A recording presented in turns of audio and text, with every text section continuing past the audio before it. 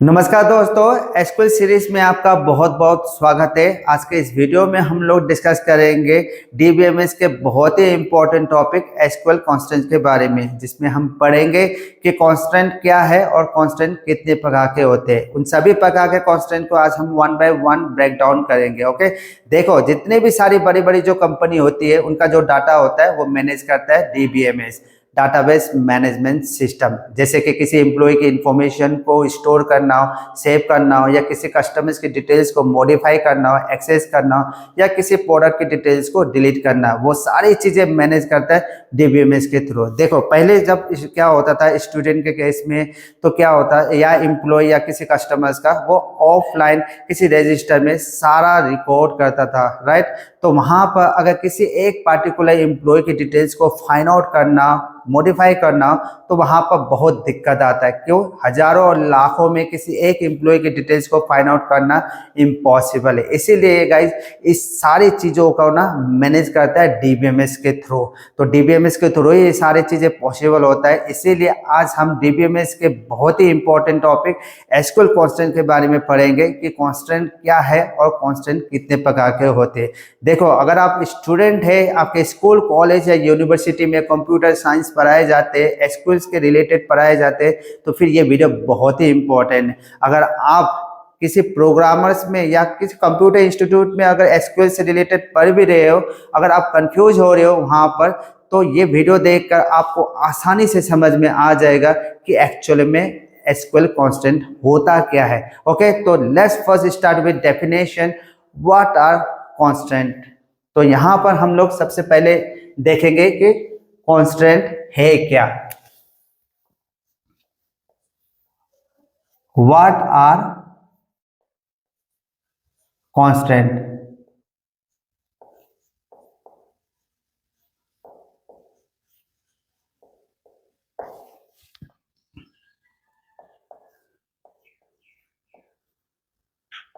Constant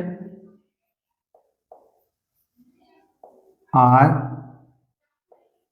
used to specify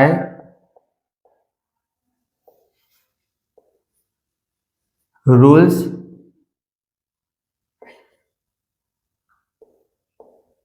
for the data in a table. So what does it means? It means किस तरह के data आपको store करना है table के अंदर, वो रूल्स स्पेसिफाई करता है कांस्टेंट।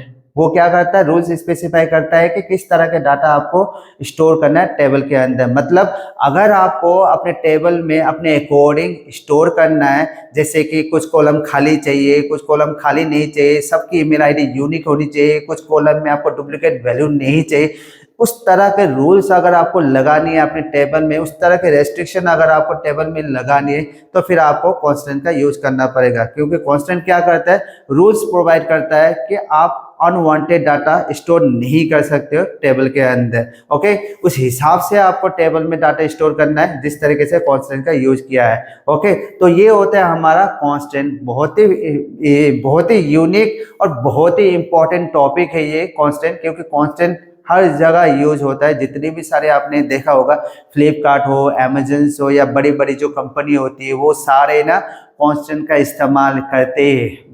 बट वो अलग चीज है, क्योंकि वो डीबीएमएस, अलग अलग डीबीएमएस का इस्तेमाल करते हैं, है ना। तो वो सारे चीजें ना कांस्टेंट का ही इस्तेमाल करते हैं। तो इसीलिए हम आज कांस्टेंट का टॉपिक लेकर आए, ताकि आप उस चीज को अच्छे से समझ में आ जाए कि कांस्टेंट क्या है। आपको एक और मैं सिंपल एग्जांपल देके बता देता हूं कि कांस्टेंट क्या है। आपने जीमेल अकाउंट कभी ना कभी क्रिएट किया है तो होगा। ओके, तो जीमेल अकाउंट में क्या होता है? सपोज मैं यहाँ पर एक फॉर्म ले लेता हूँ जीमेल का।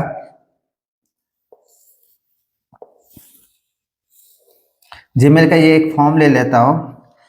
जीमेल अकाउंट में क्या होता है? फर्स्ट नेम होता है, लास्ट नेम होता है, बट मैं यहाँ पर सिर्फ डायरेक्ट नेम लूंगा। ओके, ताकि वीडियो जल्दी जल्दी हो जाए, सिर्फ समझने के लिए। Name,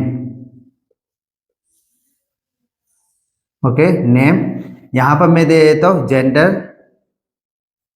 okay, date of birth में यहाँ पे नहीं लूंगा, ड्रॉप डाउन लिस्ट। ओके, यहाँ पे होगा ईमेल आईडी।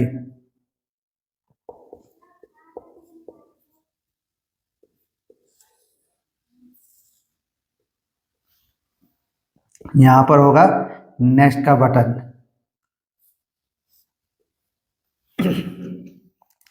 यहाँ पर मैं नाम में भर देता हूँ दावा गैल्वो। ओके, जेंडर में मैं यहाँ पर सेलेक्ट कर देता हूँ मेल। यहाँ पर मैं ईमेल आईडी दे देता हूँ dawa@gmail.com।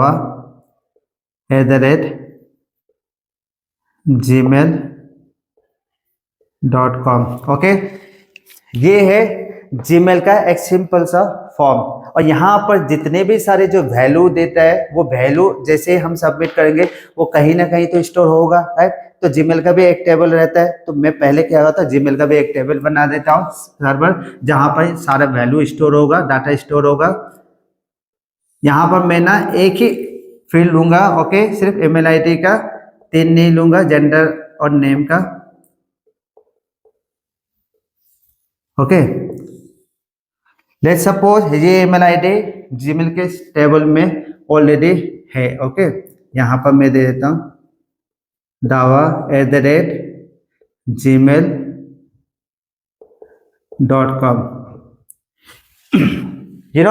जब भी कोई नया यूजर जीमेल अकाउंट क्रिएट करता है तो उन्हें थोड़े ये पता होता है कि जो मैं जीमेल आईडी दूंगा वो जीमेल आईडी ऑलरेडी जीमेल के सर्वर में टेबल में स्टोर है, नहीं, राइट।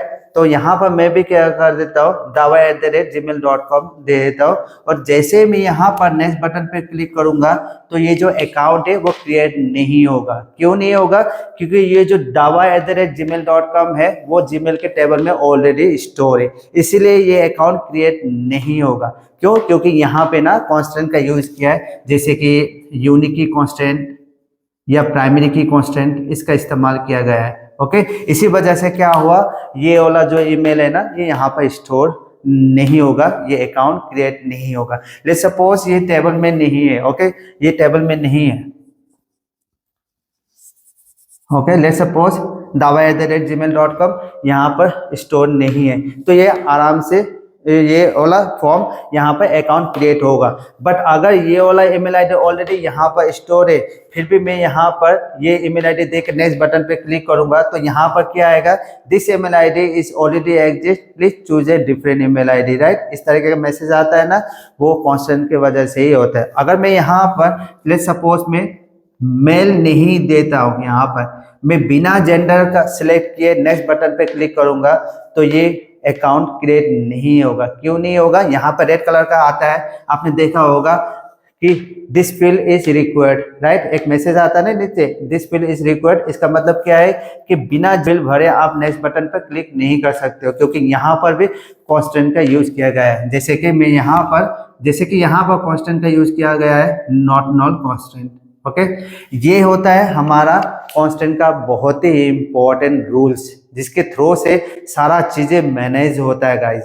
इसीलिए ना कॉन्स्टेंट बहुत ही इंपॉर्टेंट टॉपिक है। तो ये तो हुआ हमारा कॉन्स्टेंट के कॉन्स्टेंट क्या है, आपको समझ में आ गया होगा कि कॉन्स्टेंट क्या है, रूल्स प्रोवाइड करता है कि आपको किस तरह के डाटा स्टोर करना है टेबल के अंदर। कोई भी अनवांटेड डाटा यहाँ पर स्टोर नहीं कर सकते। आपने देखा होगा फ्लिपकार्ट, अमेजन, उन सभी चीज़ों में ना आप एक मोबाइल नंबर से ऑलरेडी आप रजिस्टर किया हुआ है, तो आप दोबारा से वही मोबाइल नंबर से जब आप नया अकाउंट क्रिएट करते हैं अमेजन में तो वो एक्सेप्ट नहीं करता है, और वहाँ पे आता है कि this email ID, this mobile number is already register, this email ID is already exist in this table, तो please choose a different mobile number, ऐसा कुछ तो आता है ना वहाँ पे। जीमेल अकाउंट जब आप जीमेल नहीं अमेजन में जब आप पहली बार अकाउंट क्रिएट करते हो तब तो वो सारी चीज़ें ना कॉन्स्टेंट के थ्रू ही होता है। ओके, सब में, चाहे वह अमेजन हो, फ्लिपकार्ट हो, चाहे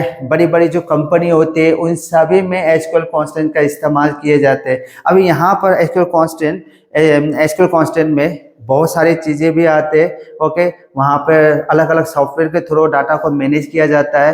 डीबीएमएस में ना एसक्यूएल सर्वर हुआ, ओरेकल हुआ, माई एसक्यूएल हुआ, ये सारी चीज़ों के थ्रू डाटा मैनेज होता है। ओके, तो एसक्यूएल सर्वर में ना एसक्यूएल जो होता है ना सर्वर, एसक्यूएल सर्वर मोस्टली कौन से कंपनी यूज किया, कौन से कंपनी ज़्यादातर यूज करते हैं, बड़ी बड़ी जो कंपनी होती है बैंकिंग फाइनेंशियल कंपनी होती है वो यूज करते हैं, जैसे कि state bank of India, HDFC, ICICI bank, ये सारे बड़े बड़े जो बैंक है वो एसक्यूएल सर्वर का इस्तेमाल करते हैं। ओके, तो ये ना इसीलिए ना एसक्यूएल बहुत ही इम्पोर्टेंट टॉपिक है। चाहे आप किसी भी इंटरव्यू में भी जाते हो ना तो आपको कांस्टेंट के बारे में पूछेगा ही पूछेगा, इसीलिए आपको पहले ही प्रिपेयर्ड होना है। ओके, ये है हमारा कांस्टेंट। अब हम बात करते हैं टाइप्स ऑफ कांस्टेंट के बारे में कि कांस्टेंट कितने प्रकार के होते हैं, क्योंकि हमें ये जानना आवश्यक है ना कि कौन सा कांस्टेंट कहाँ पर यूज करना है। अगर आप बिना जाने कांस्टेंट कहीं भी कोई भी कांस्टेंट यूज कर देंगे तो पूरा टेबल गड़बड़ हो जाता है। ओके, इसीलिए कांस्टेंट को जानना जरूरी होता है कि कहाँ पर कौन सा कांस्टेंट को यूज करना है। ओके, देखो सबसे पहला जो कांस्टेंट आता है not null constant, not null constant. दूसरे नंबर पर आता है unique constant. Okay, number third पर आता है प्राइमरी की कांस्टेंट। ओके, नंबर फोर्थ पे आता है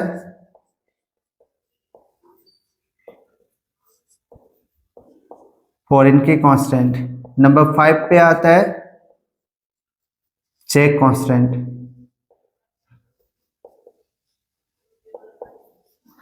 नंबर 6 में आता है डिफॉल्ट कांस्टेंट।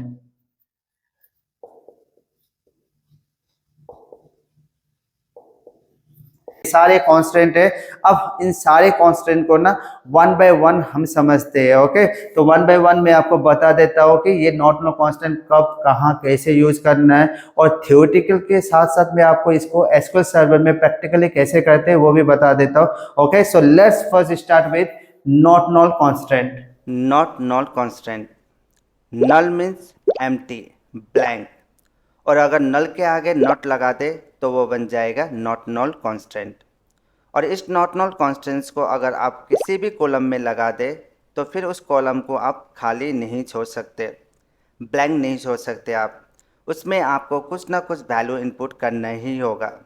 एक्चुअली में होता क्या है डाटाबेस में, यदि आप कॉलम में कोई भी वैल्यू इंसर्ट नहीं करते तो वो by default null value store होता है, क्योंकि column by default null value hold करता है।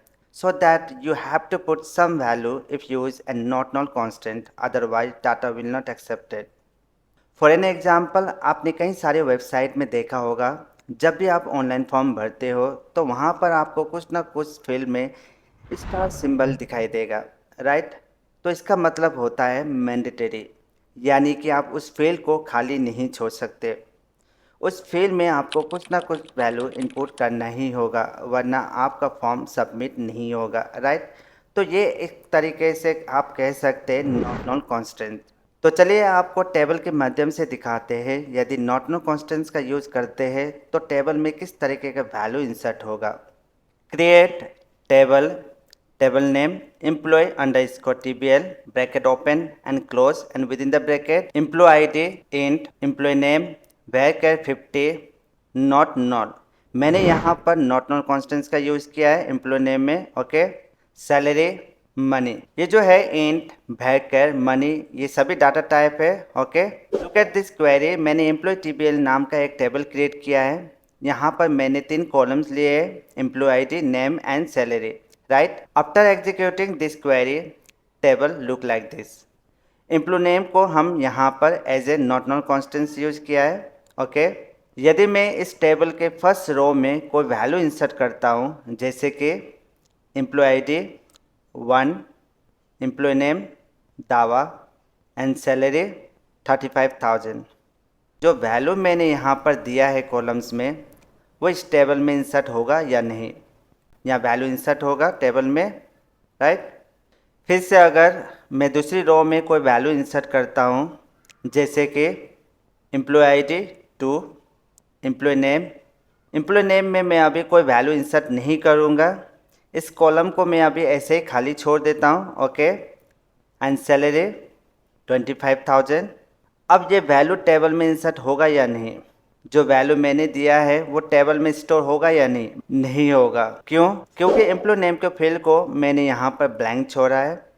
अब यहाँ पर देख सकते हैं मैंने एम्प्लॉय नेम के फील्ड को ब्लैंक छोड़ा है, right.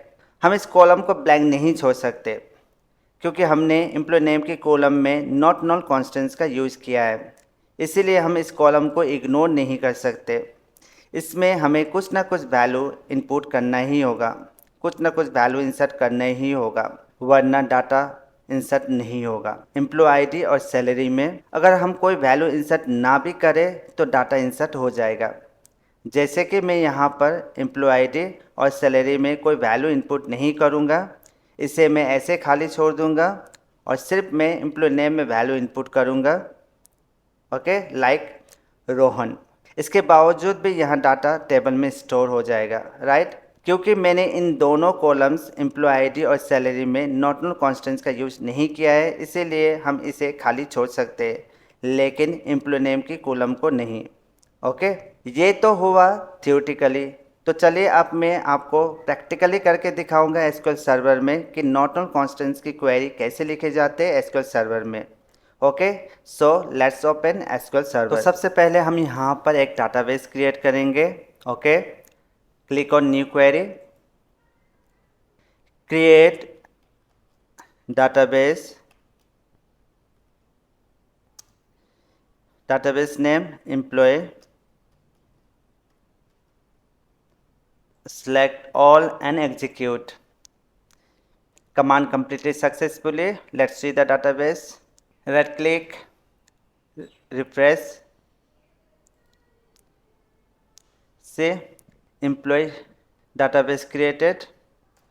Now type here use employee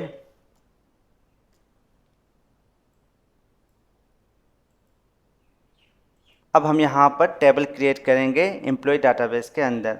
okay, create table and table name employee underscore TBL, bracket open and close. यहाँ पर लिखना है employee EID and data type int, comma employee name E name varchar 50। यहाँ पर हम not null constants का use करेंगे। Okay,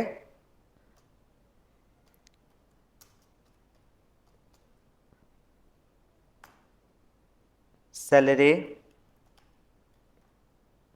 money. यहाँ पर आपको ध्यान रखना है मैंने यहाँ पर 3 कॉलम्स लिए, employee ID, employee name and salary, but मैंने नॉट नल कॉन्स्टेंट्स का यूज़ सिर्फ एम्प्लॉय नेम में किया हुआ है। Okay, now select all and execute. Command completed successfully, right. Now will see the table. अब हमें टेबल देखना है तो उसके लिए भी क्वेरी है select star from employ TBL, select all and execute. से फिलहाल अभी टेबल में कोई भी वैल्यू इंसर्ट नहीं है, तो चलिए पहले हम इन तीनों कॉलम्स में वैल्यू इंसर्ट करते हैं। इसके लिए हमें कुछ क्वेरी लिखना होगा। Okay, insert into employee TBL values, bracket open and close, और इसके भीतर हम लिखेंगे employ ID 1, comma single quotation, इसके भीतर हम लिखेंगे employ name like Dawa, comma and salary 35,000। Okay, select all and execute. 1 row affected. तो चलिए ये जो वैल्यू हमने इंसर्ट किया है यहाँ पर, तो वो टेबल में इंसर्ट हुआ है या नहीं वो देखते हैं। Select star from employ TBL से डाटा इंसर्टेड। ओके, ये जो वैल्यू है ये जो वैल्यू हमने इंसर्ट किया था वो वैल्यू टेबल में स्टोर हो चुका है, राइट। तो चलिए एक और वैल्यू हम इंसर्ट करेंगे इसी टेबल में, इसे कॉपी कर लेते हैं। बट इस बार हम यहाँ पर सिर्फ 2 वैल्यू इंसर्ट करेंगे, एम्प्लॉय आईडी और सैलरी में। ओके, एम्प्लॉय नेम के कॉलम को हम ऐसे खाली छोड़ देंगे। यहाँ पर हम एम्प्लॉय आईडी और सैलरी के वैल्यू सिर्फ इनपुट करेंगे। ओके, सो यहाँ पर हम लिखेंगे ई आई डी कमा सैलरी। तो यहाँ पर हम एम्प्लॉय आईडी के वैल्यू यहाँ पे लिखेंगे 2 और एम्प्लॉय नेम के कॉलम को हम खाली छोड़ देंगे, यहाँ पे कोई वैल्यू इनपुट नहीं करेंगे। ओके, और सैलरी में हम लिखेंगे 25,000। अब हम इस क्वेरी को एग्जीक्यूट करके देखते हैं कि ये जो वैल्यू इनपुट किया है वो टेबल में स्टोर होगा या नहीं। एग्जीक्यूट।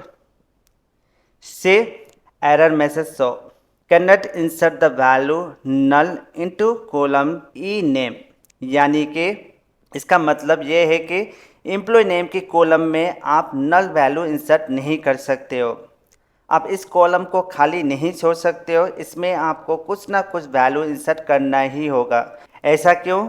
क्योंकि हमने एम्प्लॉय नेम के कॉलम में नॉट नल कॉन्स्टेंट्स का यूज़ किया है, इसीलिए हम इस कॉलम को ब्लैंक नहीं छोड़ सकते, यानी कि हम एम्प्लॉय नेम के कॉलम को खाली नहीं छोड़ सकते। इसमें हमें कुछ ना कुछ वैल्यू इंसर्ट करना ही होगा। अगर आप चाहे तो एम्प्लॉय आईडी और सैलरी के कॉलम को खाली छोड़ सकते हैं, कोई एरर मैसेज शो नहीं होगा अगर इसे खाली भी छोड़ दे। ओके, जैसे कि हम यहाँ पर सिर्फ एम्प्लॉय नेम के कॉलम में वैल्यू इंसर्ट करेंगे तो क्या होगा, देखिए दोबारा मैं यहाँ पर लिखता हूँ। इस बार सिर्फ एम्प्लॉय नेम का वैल्यू इंसर्ट करेंगे। ओके,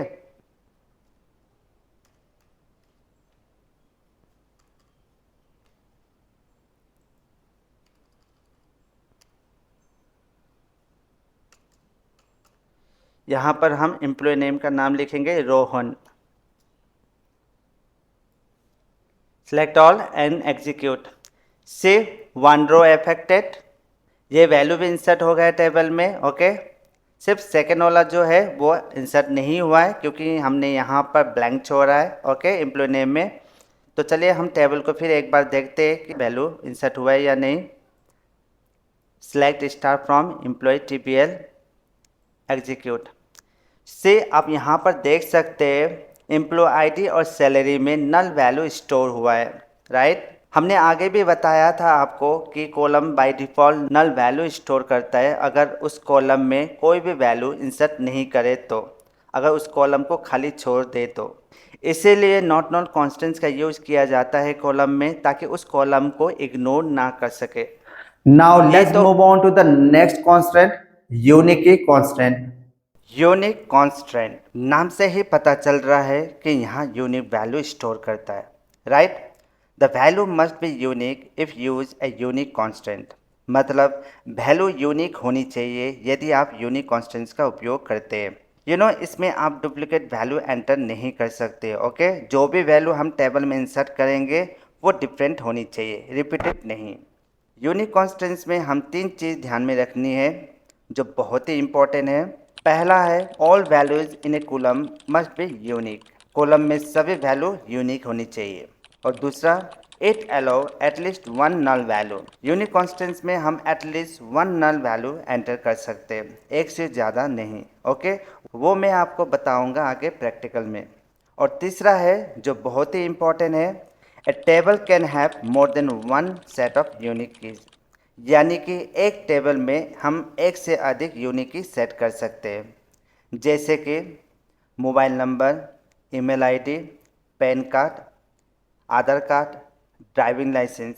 इन सभी में हम यूनिक की सेट कर सकते हैं क्योंकि इन सभी में एक ऐसा यूनिक नंबर होती है, एक ऐसा यूनिक आईडी होती है जिससे उस इंसान की पहचान होती है। इसीलिए जब हम कोई टेबल बनाएंगे और इस टेबल में अगर इस तरह के रिक्वायरमेंट होंगे तब हम यूनिक की का यूज़ करेंगे।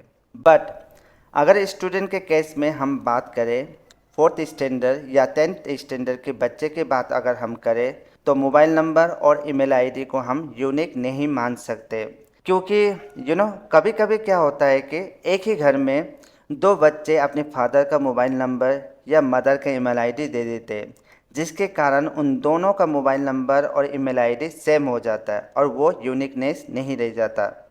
इसीलिए मोबाइल नंबर और ईमेल आईडी को हम ज़्यादातर यूनिक कॉन्स्टेंट्स का यूज़ नहीं करते अगर स्कूल की बात करें तो। बट अगर हम फेसबुक या किसी कंपनी के एम्प्लॉय की बात करें या उच्च लेवल की यूनिवर्सिटी की बात करें तो वहाँ पर हम मोबाइल नंबर और ईमेल आईडी दोनों को यूनिक मान सकते हैं। इस केस में हम यूनिक कॉन्स्टेंट्स का यूज़ कर सकते हैं। तो चलिए मैं आपको टेबल के माध्यम से दिखाऊंगा कि वास्तव में SQL सर्वर में यूनिक कॉन्स्टेंट्स कैसे काम करते हैं। Create table employee underscore TBL bracket open and close and within bracket employee ID EID and employee name ename varchar 50 email ID varchar 50। यहाँ पर आप देखिए email ID में हमने यूनिक कॉन्स्टेंट्स का यूज़ किया है। Okay, look at this query. हमने एम्प्लॉय टेबल नाम का एक टेबल क्रिएट किया है और हमने यहाँ पर 3 कॉलम्स लिए हैं, employee ID, employee name and email ID, right. After executing this query, table look like this। अभी टेबल में कोई वैल्यू नहीं डाला गया है, यहाँ पूरी तरीके से ब्लैंक है, ठीक है। और मैंने यहाँ पर ईमेल आईडी के कॉलम को as a unique constants use किया है। अब हम इस टेबल में वैल्यू इंसर्ट करते हैं। तो चलिए इस टेबल के फर्स्ट रो में कोई वैल्यू इंसर्ट करते हैं, जैसे कि एम्प्लॉय आईडी 1, ई नेम दावा and email ID dawa@gmail.com। Now tell me this value will be inserted into table or not। यहाँ पर आप बताइए कि जो वैल्यू अभी हमने इंसर्ट किया है, यहाँ पर दिया है, वो टेबल में इंसर्ट होगा या नहीं। Yes, this value will be inserted into table. जी हाँ, ये वैल्यू टेबल में इंसर्ट हो जाएगा।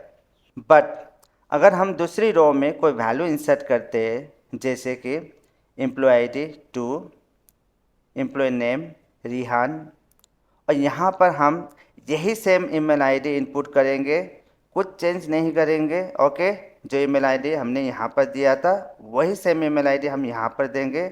Okay, email ID dawa@gmail.com। Now tell me this value will be inserted into table और नॉट। नो, नहीं होगा। यहाँ वैल्यू टेबल में स्टोर नहीं होगा। क्यों? क्योंकि हमने यहाँ पर ईमेल आईडी के कॉलम में यूनिक की कांस्टेंट सेट किया है, इसीलिए हम इस कॉलम में डुप्लीकेट वैल्यू एंटर नहीं कर सकते। अगर आप चाहे तो एम्प्लॉय आईडी और एम्प्लॉय नेम के कॉलम में सेम वैल्यू इनपुट कर सकते हैं, बट ईमेल आईडी के कॉलम में नहीं। जैसे कि हम यहाँ पर कोई वैल्यू इंसर्ट करते हैं तीसरे रो में, एम्प्लॉय आईडी 1 और एम्प्लॉय नेम दावा। यहाँ पर आप देखिए हमने एम्प्लॉय आईडी और ई नेम के कॉलम में वही वैल्यू इंसर्ट किया है जो वैल्यू हमने यहाँ पर दिया है, राइट। और ईमेल आईडी dr@gmail.com। यहाँ पर आप देखिए एम्प्लॉय आईडी और एम्प्लॉय नेम की वैल्यू सेम है, फिर भी डुप्लीकेट वैल्यू एंटर करने के बावजूद भी यहाँ वैल्यू टेबल में इंसर्ट हो जाएगा। आई मीन एम्प्लॉय आईडी और ई नेम के कॉलम में यूनिक कॉन्स्टेंट्स का यूज नहीं किया है, इसीलिए हम यहाँ पर डुप्लीकेट वैल्यू इनपुट कर सकते हैं। ये तो था थ्योरेटिकली। तो चलिए अब मैं आपको प्रैक्टिकली करके दिखाऊंगा SQL सर्वर में कि यूनिक कॉन्स्टेंट्स की क्वेरी कैसे लिखी जाती है। ओके, तो चलिए सबसे पहले हम यहाँ पर एक डाटाबेस क्रिएट करेंगे। So click on new query and type here create database and database name. I will type here database name like employee. Select all and execute. Command completed successfully. This means database created. Let's see database. See, database created. Now type here use database name employee. Select all and execute. अब हमें यहाँ पर table create करना है। Now here we'll create a table. Type here create table and table name, employee underscore TBL, bracket open and close, within the bracket यहाँ पर हमें type करना है employee ID int comma employee name varchar 50 कमा and email ID.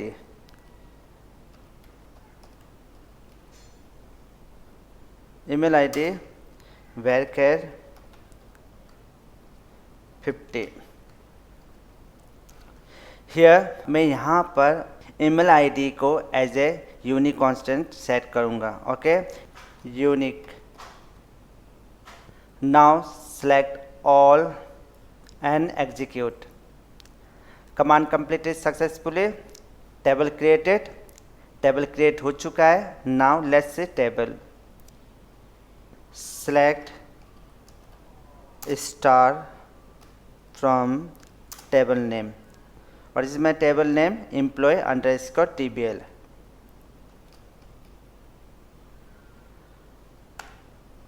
Select all and execute.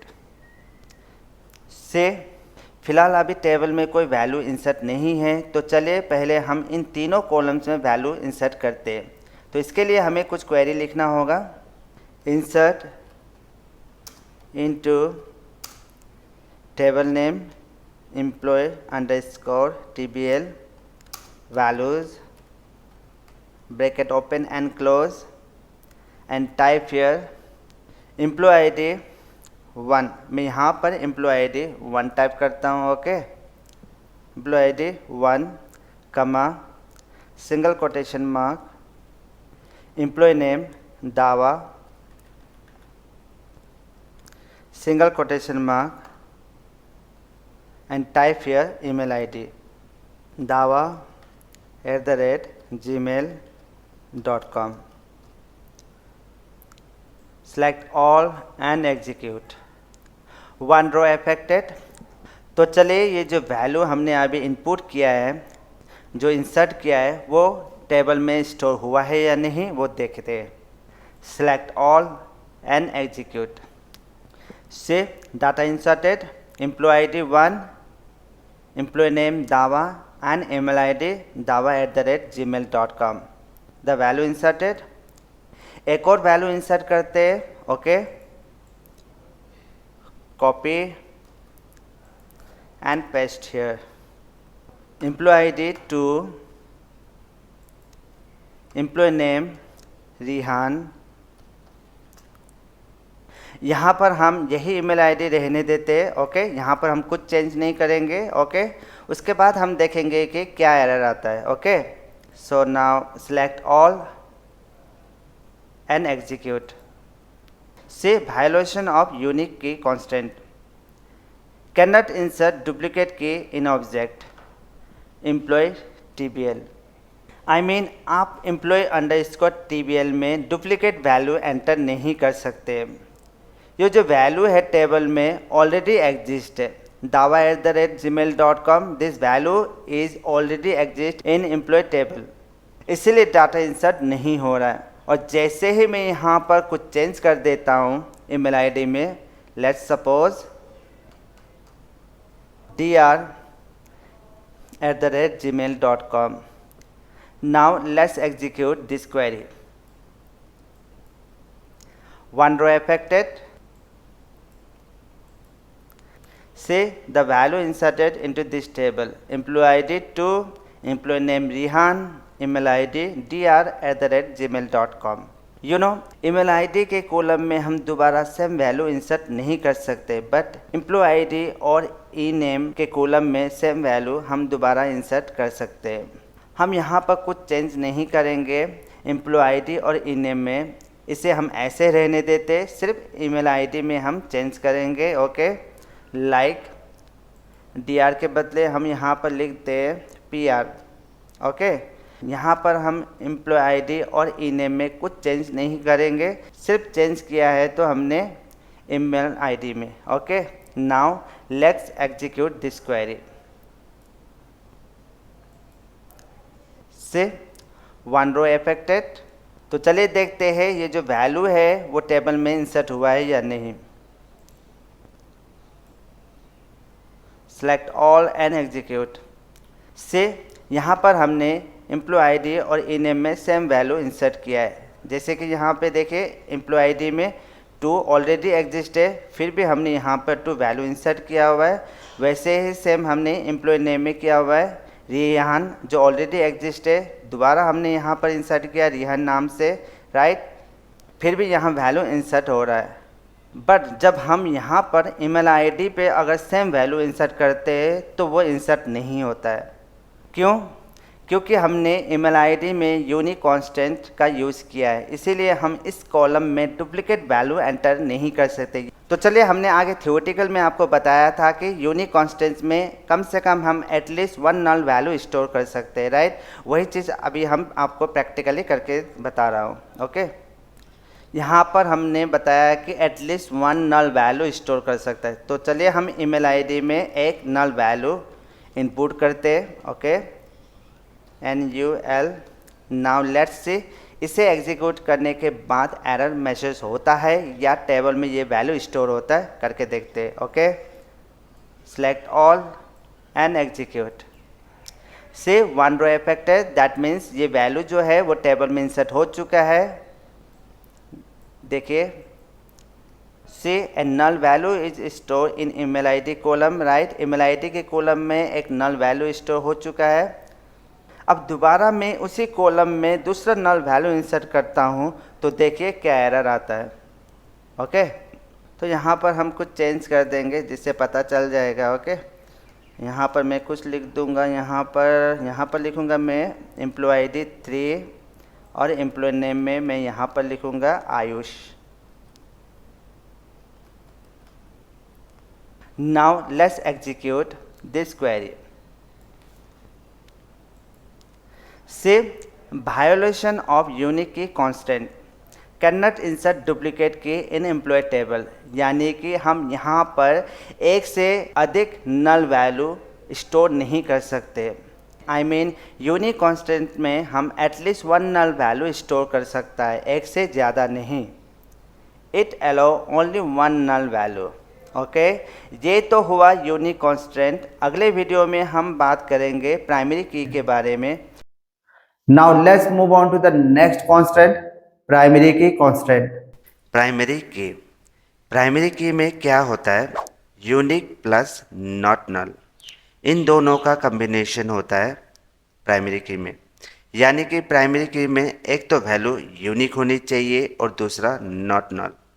अगर आप table के किसी एक कॉलम में प्राइमरी की डिफाइन करते हो तो आप उस कॉलम में ना ही डुप्लीकेट वैल्यू एंटर कर सकते हैं और ना ही आप उस कॉलम को खाली छोड़ सकते हो।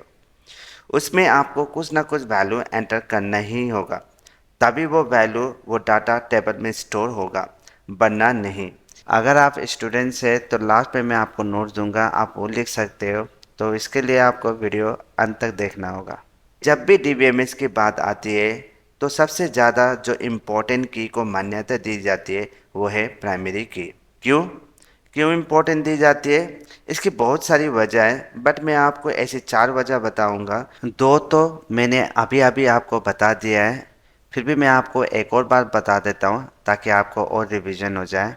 पहला है duplicate value are not allowed to be primary key, यानी कि आप उस कॉलम में डुप्लीकेट वैल्यू एंटर नहीं कर सकते हो जिस कॉलम में आपने प्राइमरी की डिफाइन किया है। लेट्स सपोज मैं यहाँ पर 3 कॉलम्स लेता हूँ, employee ID, employee name and mobile number. अभी टेबल में कोई वैल्यू नहीं डाला गया है, यहाँ पूरी तरह से खाली है, ठीक है। और मैंने यहाँ पर एम्प्लॉय आईडी के कॉलम को एज ए प्राइमरी की कॉन्स्टेंट्स यूज़ किया है। तो चलिए इस टेबल के फर्स्ट रो में वैल्यू इंसर्ट करते हैं, जैसे कि एम्प्लॉय आईडी 1, एम्प्लॉय नेम दावा एंड मोबाइल नंबर दिस।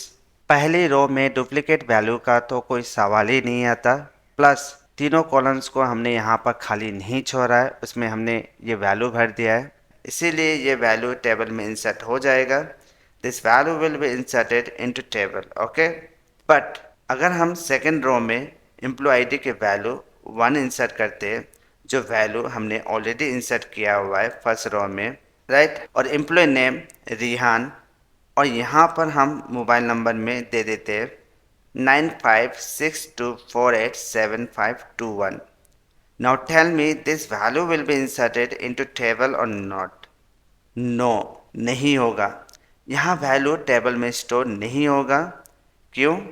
क्योंकि एम्प्लॉय आईडी के कॉलम में एम्प्लॉय आईडी 1 ऑलरेडी इंसर्ट है, तो हम दोबारा सेम वैल्यू इंसर्ट नहीं कर सकते एम्प्लॉय आईडी के कॉलम में, क्योंकि हमने यहाँ पर एम्प्लॉय आईडी के कॉलम में प्राइमरी की का यूज़ किया है। बट अगर हम यहाँ पर 2 लिख दे तो ये इंसर्ट हो जाएगा। ये था प्राइमरी की का पहला feature, duplicate values are not allowed to be in primary key. और दूसरा है primary key column can not accept null values, यानी कि आप उस कॉलम को ब्लैंक नहीं छोड़ सकते हो, उसमें आपको कुछ ना कुछ वैल्यू इंसर्ट करना ही होगा। तो चलिए इसे भी हम टेबल के माध्यम से समझते हैं। तो चलिए थर्ड रो में वैल्यू इंसर्ट करते हैं, बट एम्प्लॉय आईडी की कॉलम में हम कोई वैल्यू इंसर्ट नहीं करेंगे, इसे हम ऐसे खाली छोड़ देते हैं, ओके। एम्प्लॉय नेम में रविंदर और मोबाइल नंबर में दे देता हूँ 6124876253। Now tell me this value will be inserted into table और नॉट? नो, नहीं होगा। यहाँ वैल्यू टेबल में स्टोर नहीं होगा। क्यों? क्योंकि एम्प्लॉय आईडी के कॉलम में यहाँ पर कोई वैल्यू नहीं दिया गया है, इसीलिए यहाँ वैल्यू टेबल में इंसर्ट नहीं होगा। क्योंकि जब भी किसी कॉलम में प्राइमरी की डिफाइन करते तब हम उस कॉलम को खाली नहीं छोड़ सकते, उसमें हमें कुछ ना कुछ वैल्यू इंसर्ट करना ही होगा, तभी वैल्यू टेबल में स्टोर होगा, वरना नहीं। अगर आप चाहे तो एम्प्लॉय नेम और मोबाइल नंबर के कॉलम में कोई वैल्यू ना भी दे, अगर इसे हम ऐसे खाली छोड़ भी दे या डुप्लीकेट वैल्यू भी दे दे, तब भी यहाँ वैल्यू टेबल में स्टोर हो जाएगा, क्योंकि इन दोनों कॉलम में हमने कोई प्राइमरी की नहीं लगाया है। जैसे कि यहाँ पर फोर्थ रो में कोई वैल्यू इंसर्ट करता हूँ, जैसे कि एम्प्लॉय आईडी 4, एम्प्लॉय नेम के कॉलम को ब्लैंक छोड़ देता हूँ और मोबाइल नंबर के कॉलम में डुप्लीकेट मोबाइल नंबर दे देता हूँ, सेम यही मोबाइल नंबर दे देता हूँ, फिर भी यह वैल्यू इंसर्ट हो जाएगा। यहाँ पर आप देखिए एम्प्लॉय आईडी के कॉलम में हमने थर्ड रो में ब्लैंक छोड़ा है, लेकिन ये इंसर्ट नहीं हो रहा है। बट फोर्थ रो में हमने एम्प्लॉय नेम में ब्लैंक छोड़ा है और साथ में मोबाइल नंबर में डुप्लीकेट भी दिया हुआ है, फिर भी यहाँ वैल्यू इंसर्ट हो रहा है। ऐसा क्यों? क्योंकि हमने यहाँ पर एम्प्लॉय आईडी के कॉलम में प्राइमरी की सेट किया हुआ है, एंड यू नो प्राइमरी के column can not accept null values, यानी कि प्राइमरी की नल वैल्यूज़ को एक्सेप्ट नहीं करता है, और हमने यहाँ पर नल दिया हुआ है, खाली छोड़ा है, इसीलिए ये वैल्यू यहाँ पर स्टोर नहीं होगा। ये था दूसरी वजह, दूसरी फीचर्स जो प्राइमरी की को सबसे ज़्यादा इम्पोर्टेंट माना जाता है। तीसरा है एक टेबल में आप सिर्फ एक ही प्राइमरी की का इस्तेमाल कर सकते हैं, एक से ज़्यादा नहीं। A table can have only one primary key, not more than one. तो चलिए इसे भी मैं आपको टेबल के बिहाफ समझाता हूँ। यहाँ पर आप देखिए मैंने 3 कॉलम्स लिया है, employee ID, employee name and mobile number, okay. यहाँ पर मैं एक और कॉलम ऐड करता हूँ, लाइक ईमेल आईडी। यहाँ पर आप देखिए एम्प्लॉय आईडी की कॉलम में हमने प्राइमरी की ऑलरेडी सेट किया हुआ है। अगर मैं ईमेल आईडी के कॉलम में भी प्राइमरी की सेट करता हूँ तो यहाँ टेबल क्रिएट नहीं होगा, क्योंकि एक टेबल में सिर्फ हम एक ही प्राइमरी की सेट कर सकते हैं किसी भी एक कॉलम में। अ table can have only one primary की, एक से ज़्यादा नहीं। वो मैं आपको आगे प्रैक्टिकल में बताऊंगा। चौथा है जो बहुत ही इम्पोर्टेंट है, फॉरेन के प्राइमरी की का रेफरेंस लेकर 2 या 2 से अधिक टेबल को जोड़ते हैं। फॉरेन की प्राइमरी की का रेफरेंस क्यों लेते हैं? क्योंकि प्राइमरी की में जो वैल्यूज़ होती है वो यूनिक होती है, ताकि आगे जाकर जब हमें दोनों टेबल से वैल्यू मैच करके जब हमें वैल्यू निकालना हो तब उस समय वह आसान हो जाए। सो इसीलिए फॉरेन की प्राइमरी की का रेफरेंस लेकर दो या दो से अधिक टेबल को कंबाइन करता है। यहाँ पर आप देखिए मैंने दो टेबल लिया है, एक है एम्प्लॉय टेबल और दूसरा सैलरी टेबल। दूसरी वाली टेबल में आप देखिए सैलरी टेबल में ये किस एम्प्लॉय की सैलरी है नहीं पता, राइट? क्यों? क्योंकि यहाँ पर दोनों टेबल के बीच कोई रिलेशन नहीं है, कोई ऐसा वैल्यू नहीं है यहाँ पर जिससे ये पता चले कि ये इस एम्प्लॉय की सैलरी है, राइट? इसके लिए हमें इन दोनों टेबल के बीच रिलेशन बनाना होता है और उसके लिए हमें फॉरेन की आवश्यकता होती है। और फॉरेन की यहाँ पर क्या करेगा, इन दोनों टेबल के बीच रिलेशन क्रिएट करेगा जिससे यहाँ पर जो एम्प्लॉय आईडी है वो यहाँ पर सैलरी टेबल पर हम डिफाइन कर सकते हैं और ये जो वैल्यू है वो प्राइमरी की का रेफरेंस है। और हम कह सकते हैं अल्टीमेटली कि फॉरेन की प्राइमरी की का रेफरेंस लेकर दो टेबल को कंबाइन करता है। यही वो चार वजह है जो प्राइमरी की को सबसे ज़्यादा इम्पोर्टेंट माना जाता है। अब सवाल ये उठता है कि प्राइमरी की का इस्तेमाल हम ऐसे कौन से कॉलम में कर सकते हैं। यदि स्कूल, कॉलेज या यूनिवर्सिटी है और वहाँ पर आप स्टूडेंट की डिटेल्स को सेव करना चाहते हैं तो वहाँ पर आप स्टूडेंट के आईडी या रोल नंबर या रजिस्ट्रेशन नंबर पर आप प्राइमरी की सेट कर सकते हैं। यदि आपकी कंपनी है जहाँ पर बहुत सारे एम्प्लॉय की डिटेल्स आपको सेव करना है तो आप एम्प्लॉय आईडी पर प्राइमरी की सेट कर सकते हैं। यदि आपकी ई कॉमर्स की आपकी कंपनी है तो वहाँ पर आप अपने कस्टमर्स के आईडी पर प्राइमरी की सेट कर सकते हैं, या प्रोडक्ट सेल करते हैं तो प्रोडक्ट आईडी पर आप प्राइमरी की सेट कर सकते हैं। यदि आपके हॉस्पिटल है जहाँ पर आप पेशेंट की डिटेल्स को सेव करना चाहते हैं तो वहाँ पर आप पेशेंट आईडी पर प्राइमरी की सेट कर सकते हैं। और भी बहुत सारे, इट डिपेंड्स ऑन कि आपको कौन से टेबल में किस कॉलम में वैल्यू यूनिक चाहिए, नॉट नल चाहिए, उसके हिसाब से आपको उस कॉलम में किसी एक कॉलम में आपको प्राइमरी की सेट करना है। इस तरीके से आप प्राइमरी की का इस्तेमाल अपने डाटाबेस में कर सकते हो। ये तो था थ्योरेटिकली, तो चलिए मैं आपको प्रैक्टिकल करके दिखाऊंगा। So let's open SQL server, click on new query और यहाँ पर आपको लिखना है create database and database name like employee, select all and execute।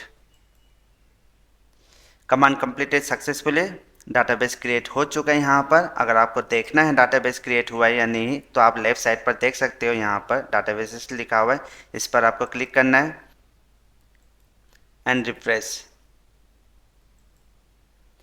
से एम्प्लॉय नाम का डाटाबेस क्रिएट हो चुका है। यहाँ पर enter, now use database name is employee, select all। जैसे ही यहाँ पर एग्जीक्यूट पर मैं क्लिक करूँगा तो ये जो डाटाबेस का जो नाम है ये यहाँ पर आ जाएगा। से यहाँ पर आ चुका है एंड नाउ अब हम यहाँ पर टेबल क्रिएट करेंगे। Create table and table name I will write here employee underscore TBL। ये नाम यहाँ पर मैं लिख देता हूँ, टेबल का नाम employee underscore TBL। Okay, now enter, bracket open and close and now type here. यहाँ पर हमें लिखना है एम्प्लॉय आईडी इंट। इस कॉलम में मैं प्राइमरी की डिफाइन कर देता हूँ, primary key semicolon, employee name varchar 50 semicolon, enter, mobile number varchar 15। अगर मैं ऐड करता हूं एक से ज़्यादा प्राइमरी की किसी एक कॉलम में तो क्या एरर आता है, तो चलिए मैं आपको करके दिखाता हूं। तो चलिए मैं यहाँ पर सबसे पहले एक और कॉलम ऐड कर देता हूं, ईमेल आईडी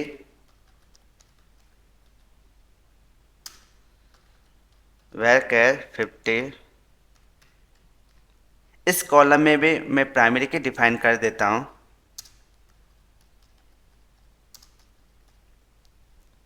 यहाँ पर सेमीकोलन देना है and now select all and execute. See कुछ एरर मैसेज शो हो रहा है यहाँ पर, आप देख सकते हो can not add multiple primary key constant to table employ under इसका TBL, राइट। यहाँ पर लिखा हुआ है एम्प्लॉय टेबल में आप मल्टीपल प्राइमरी की नहीं दे सकते हो, यानी कि एम्प्लॉय टेबल में आप एक से ज़्यादा प्राइमरी की नहीं लगा सकते हो। ओके, सो अब हम इस वाले जो कॉलम है इसको डिलीट कर देता हूँ, यहाँ से सेमीकोलन रिमूव कर देता हूँ and now select all and execute. Say command completed successfully, that means table create हो चुका है एम्प्लॉय TBL का। So now let's see the table.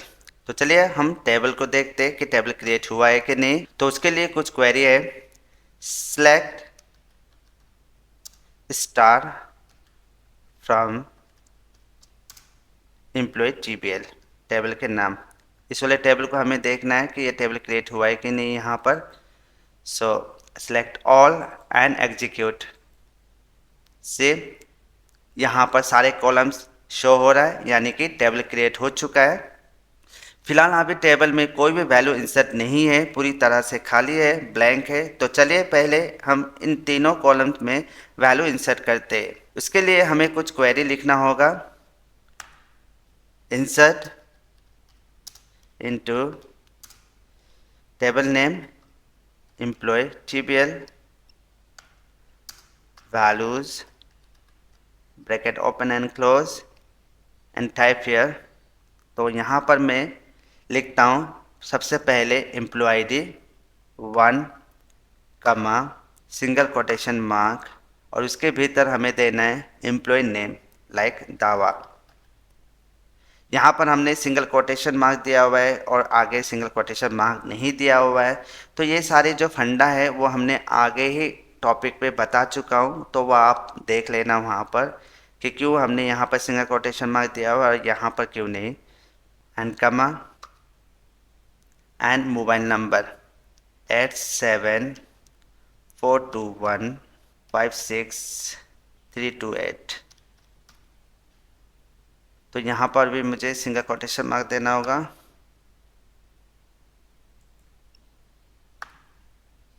And now select all and execute. से 1 रो अफेक्टेड, दैट मीन्स ये जो value है जो हमने यहाँ पर दिया है ये इंसर्ट हो गया है इस वाले टेबल में एम्प्लॉय TBL में। नाउ लेट्स सी कि ये जो वैल्यू है टेबल में इंसर्ट हुआ है नहीं, वो देखते हैं। Select all and execute. से यहाँ पर ये वैल्यू आ चुका है यहाँ पर, राइट। एक और वैल्यू इंसर्ट करते हैं, ओके, बट इस बार हम एम्प्लॉय ID में सेम यही वैल्यू यहाँ पर देंगे, यानी कि जो 1 पहले दिया हुआ है इसी वैल्यू को हम यहाँ पर ऐसे रहने देते हैं। उसके बाद हम देखेंगे कि क्या एरर आता है इसमें। ओके, यहाँ पर एम्प्लॉय नेम में मैं चेंज करता हूँ रिहान और मोबाइल नंबर 9562487521। यहाँ पर आप ध्यान देना है आपको, 1 हमने ऑलरेडी इंसर्ट किया हुआ है, राइट। यहाँ पर आप देख सकते हो, इसे हम ऐसे रहने दे रहे हैं। यहाँ पर सिर्फ हमने एम्प्लॉय नेम और मोबाइल नंबर सिर्फ चेंज किया हुआ है, राइट। अब हम इसे एग्जीक्यूट करते हैं, सेलेक्ट ऑल एंड एग्जीक्यूट।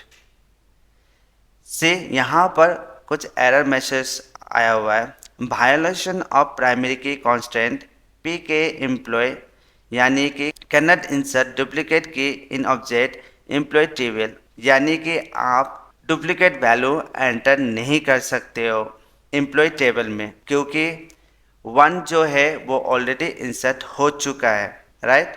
अगर मैं यहाँ पर कुछ चेंज कर देता हूँ एम्प्लॉय ID 1 की जगह लाइक 2, इसे मैं एग्जीक्यूट करता हूँ, देखता हूँ कि ये एरर होता है कि नहीं।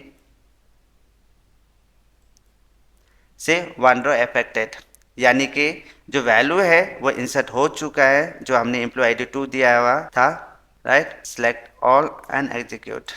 से इंसर्ट हो गया। आप चाहे तो यहाँ पर एम्प्लॉय नेम और मोबाइल नंबर में सेम वैल्यू बार बार डाल सकते हो या आप खाली भी छोड़ सकते हो, बट एम्प्लॉय आईडी में नहीं। क्यों? क्योंकि एम्प्लॉय आईडी के कॉलम में हमने यहाँ पर आप देख सकते हो प्राइमरी की का यूज किया है, राइट। इसीलिए आप सेम वैल्यू आप एंटर नहीं कर सकते हो। ये तो हुआ कि प्राइमरी की में आप डुप्लीकेट वैल्यू एंटर नहीं कर सकते हो।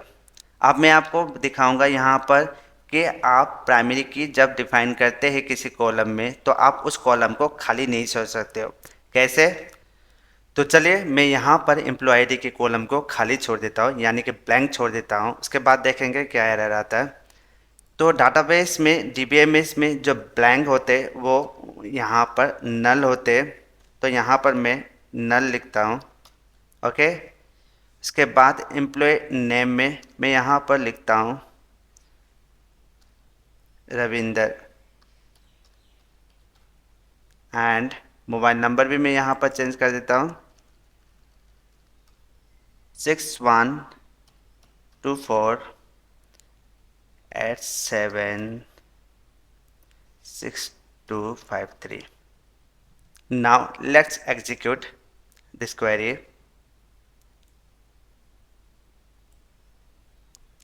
से यहाँ पर एरर मैसेज आया हुआ है, employee table column does not allow null, right, insert fails, यानी कि आप एम्प्लॉय टेबल में नल वैल्यू इंसर्ट नहीं कर सकते। जब आप प्राइमरी की का इस्तेमाल करते हैं किसी कॉलम में, then can not allow and null values, but employee ID के कॉलम में नल वैल्यू को हटाकर मैं यहाँ पर लिखूँगा अगर 3।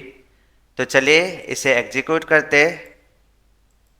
से 1 रो अफेक्टेड, दैट मीन्स ये जो वैल्यू है वो टेबल में इंसर्ट हो चुका है। यहाँ पर आप देख सकते हो वैल्यू इंसर्ट हो गया रविंदर नाम का। फोर्थ वाला जो पॉइंट था, फॉरेन की रिफर्स टू द प्राइमरी की इन अनदर टेबल, ये मैं आपको प्रैक्टिकली करके तब दिखाऊंगा जब फॉरेन की के टॉपिक्स पढ़ाए जाएंगे, उस पर चर्चा किए जाएंगे, तब मैं आपको बताऊंगा। Now let's move on to next constraint, foreign key constraint. Now let's move on. Foreign key. Foreign key is a key that creates a relationship between two or more than two tables.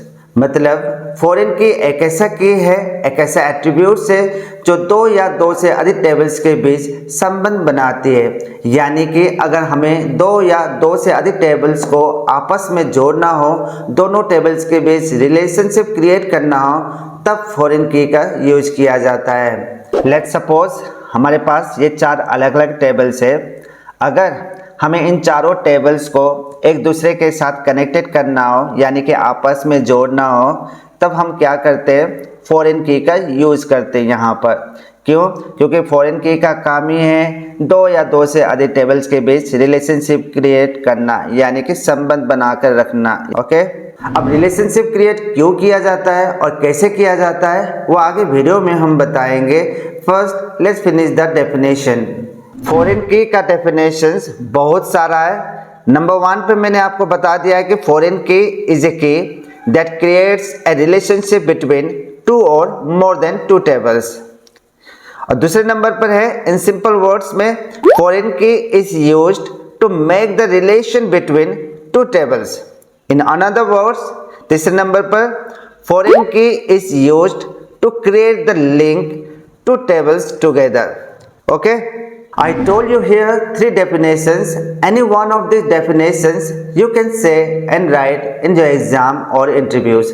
Now let's move on to the next, why it is used in database. हमें ये तो पता चल गया है कि foreign की का काम है दोनों टेबल्स के बीच रिलेशनशिप क्रिएट करना, पर क्यों जरूरी है दोनों टेबल्स के बीच रिलेशनशिप क्रिएट करना? Why it is necessary, why it is actually used in database, this is the most important question. You know, जो बड़ी बड़ी जो कंपनी होते हैं जैसे कि अमेजन, फ्लिपकार्ट और भी कई सारी जो बड़ी कंपनी होती है, उसमें क्या होता है कि एक ही कस्टमर्स के डिटेल्स को अलग अलग टेबल्स में स्टोर किया जाता है, सेव किया जाता है। जैसे कि अगर आप नए कस्टमर्स है और आपको कोई प्रोडक्ट पसंद आया और उसे खरीदना चाहते हो, तो सबसे पहले उसे साइन अप करना होता है, अकाउंट क्रिएट करना होता है, और वो सारी डिटेल्स स्टोर होता है किसी एक टेबल में, और फिर वही कस्टमर जब कोई प्रोडक्ट ऑर्डर करता है तो वो स्टोर होता है अलग टेबल्स में। फिर जब वही पेमेंट करता है तो वो अलग टेबल में स्टोर होता है, यानी कि एक ही कस्टमर्स के डिटेल्स को अलग अलग टेबल्स में स्टोर किया जाता है ताकि इजी एक्सेसिबिलिटी हो, ताकि डाटा को अच्छे से मेंटेन कर सके। बट इसके बावजूद भी कुछ टेबल्स ऐसे होते हैं जो एक दूसरे से कनेक्टेड होते हैं। टेबल है अलग अलग बट सभी एक दूसरे से कनेक्टेड है, मतलब रिलेशनशिप में बने होते हैं। आखिर क्यों? लेट्स सपोज हमारे पास दो टेबल्स है यहाँ पर, one is customer table and another one is order table. Customer table में हमने लिया है customer ID, customer name and address, और ऑर्डर टेबल में हमने सिर्फ दो ही कॉलम लिया है यहाँ पर, ऑर्डर नंबर और ऑर्डर डेट, और दोनों टेबल्स में हमने डाटा फिल कर दिया। यहाँ पर आप देखिए ऑर्डर टेबल में 101 ऑर्डर नंबर है। क्या आप इस ऑर्डर नंबर के जरिए ये फाइंड आउट कर सकते हो कि 101 जो ऑर्डर नंबर है वो किस कस्टमर का है? मतलब उसका नाम क्या है, उसका एड्रेस क्या है? क्या आप ये पता लगा सकते हो? नहीं। क्यों? क्योंकि इस टेबल में ऐसे कोई इन्फॉर्मेशन नहीं है, ना ही कस्टमर का नाम है और ना ही कस्टमर का एड्रेस है, जिससे कि हम ये पता लगा सके कि 101 जो ऑर्डर नंबर है वो किस कस्टमर का है। It is very difficult to find out, क्योंकि जो वैल्यू हमें चाहिए वो अलग टेबल में है, इस टेबल में है ही नहीं, राइट? बट अगर इन दोनों टेबल्स के बीच रिलेशनशिप क्रिएट कर दे तब हम बड़ी आसानी से फाइंड आउट कर सकते हैं कि 101 जो ऑर्डर नंबर है वो किसका है, यानी कि कौन सा कस्टमर ने कौन सा प्रोडक्ट ऑर्डर किया है, उसका नाम क्या है, उसका एड्रेस क्या है, वो सब कुछ आसानी से पता कर सकते हैं अगर दोनों टेबल्स के बीच रिलेशनशिप हो तो। लेट्स सपोज मैंने यहाँ पर 4 लिख दिया। 4 कहाँ पर है? यहाँ पर।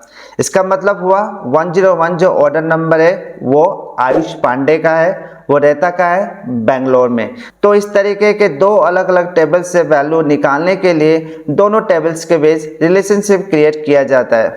अब हमें ये तो पता चल गया है कि रिलेशनशिप क्रिएट क्यों किया जाता है and why it is actually used in database, सब कुछ हमें पता चल गया।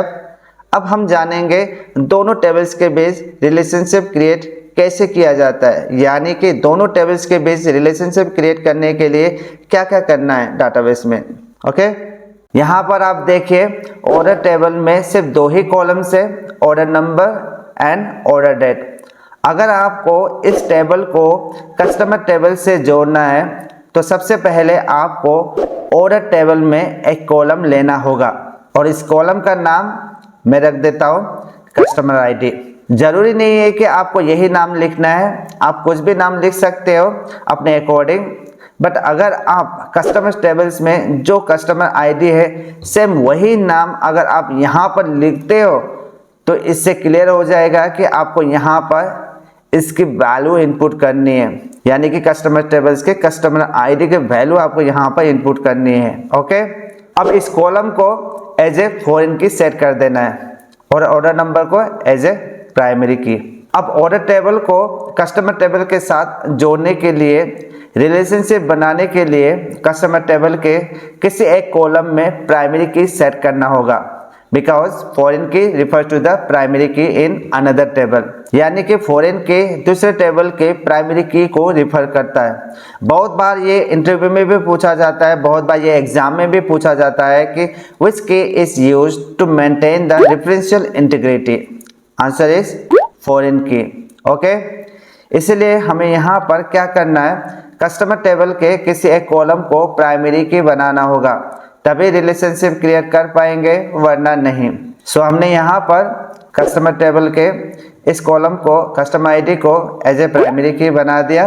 प्राइमरी की हम क्यों बनाते हैं? अगर आप किसी एक कॉलम को एज ए प्राइमरी की बना देते हो तो फिर आप उस कॉलम में ना ही डुप्लीकेट वैल्यू एंटर कर सकते हो और ना ही आप उस कॉलम को खाली छोड़ सकते हो, because primary key contents unique plus not null. Okay, आपको यहाँ पर ऑर्डर टेबल के कस्टमर आईडी में इस कॉलम की वैल्यू यहाँ पर इंसर्ट करनी है।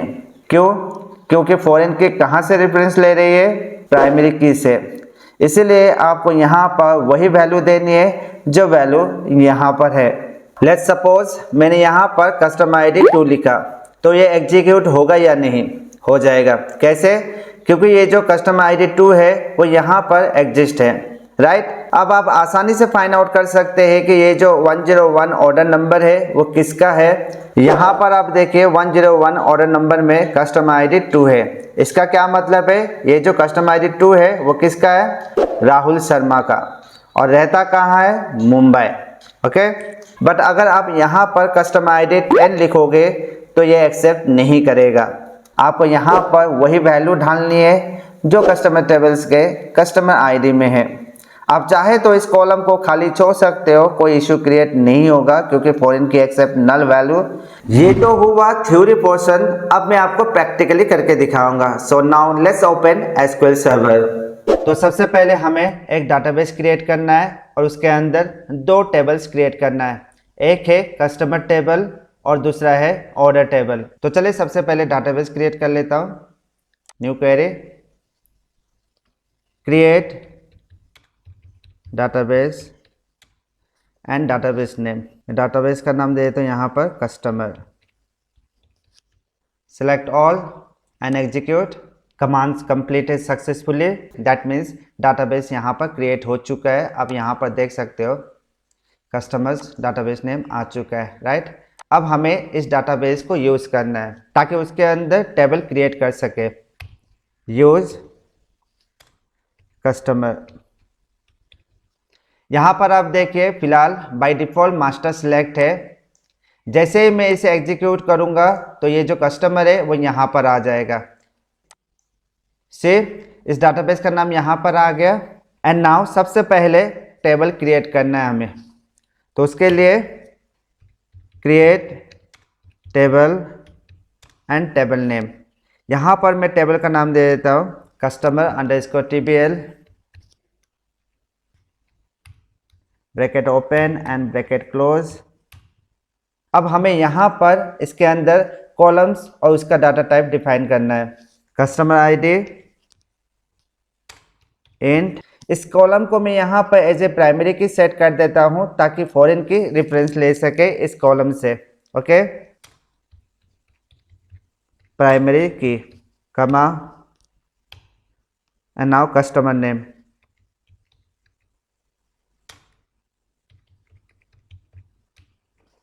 $50 दे देता हूँ, कमा and address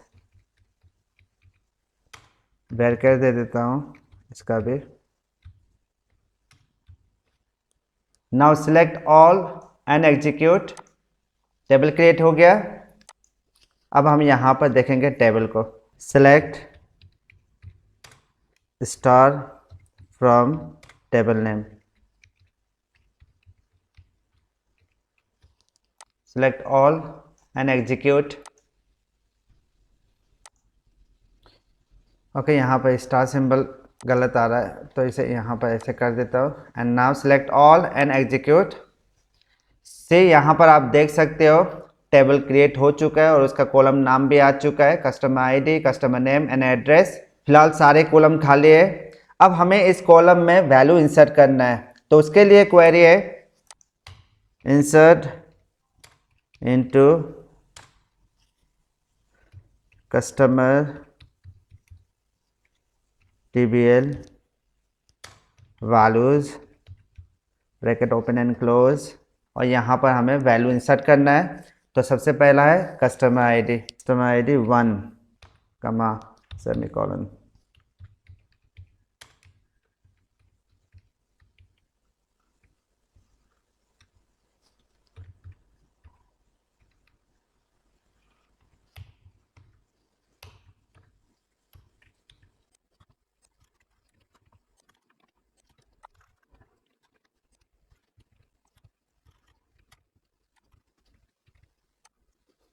so now select all and execute.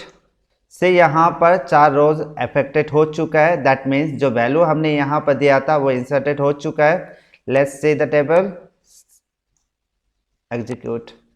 से यहाँ पर सारे कॉलम्स में वैल्यू इंसर्ट हो चुका है। ओके, अब हमें ऑर्डर टेबल क्रिएट करना है। Create table and table name, bracket open and close, order number, end, primary key, comma, order date। अब हमें ऑर्डर टेबल को कस्टमर टेबल के साथ जोड़ने के लिए हमें यहाँ पर एक और कॉलम लेना होगा ऑर्डर टेबल में, कमा, enter, customer ID. This is a very important. Okay, इस कॉलम को हमें यहाँ पर एज ए फॉरेन की सेट करना है, फॉरेन की बनाना है इस कॉलम को। अब ये फॉरेन की रेफरेंस लेगा कस्टमर टेबल के कस्टमर आईडी से, तो यहां पर हमें क्या करना है, रेफरेंस लेना है। कहां से? कस्टमर टेबल से।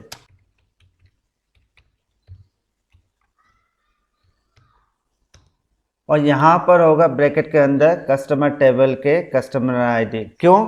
क्योंकि फॉरेन की सिर्फ रेफरेंस लेगा कहां से? दूसरे टेबल के प्राइमरी की से। तो यहां पर जो हमारा कस्टमर टेबल के किस कॉलम में प्राइमरी की है? कस्टमर आईडी में। ओके, तो इसलिए यहां पर हमने कस्टमर आईडी लिख दिया। Okay, now select all and execute. से कमांड्स कंप्लीटेड सक्सेसफुली। यहां पर आप देखिए इस कॉलम का नाम आप यहां पर कुछ भी लिख सकते हो, जरूरी नहीं है कि आपको यही नाम लिखना है, बट यहां पर आप देखिए ये जो कस्टमर आईडी है ये कहाँ का है? कस्टमर टेबल का कस्टमर आईडी का नाम है यहाँ पर। ओके, आपको यही नाम यहाँ पर लिखना है exact. Okay, so now let's check कि जो ऑर्डर टेबल में ये जो कस्टमर आईडी है उसमें फॉरेन की सेट हुआ है या नहीं। ऑर्डर टेबल कॉलम्स, यहाँ पर आप देख सकते हो कस्टमर आईडी में फॉरेन की एफ के सेट हो चुका है, यानी कि फॉरेन की यहाँ पर लग चुका है, और जो ऑर्डर नंबर में हमने प्राइमरी की सेट किया था वो भी हो गया। ओके, तो इस तरीके से आप ऑर्डर टेबल को कस्टमर टेबल के साथ रिलेशनशिप क्रिएट कर सकते हो। अगर आप डायग्राम के थ्रू देखना चाहते हो तो वो भी आप देख सकते हो। Right click on database diagram, new database diagram, yes, दोनों टेबल्स को सिलेक्ट करना है कंट्रोल प्रेस करके, and now click on add, close.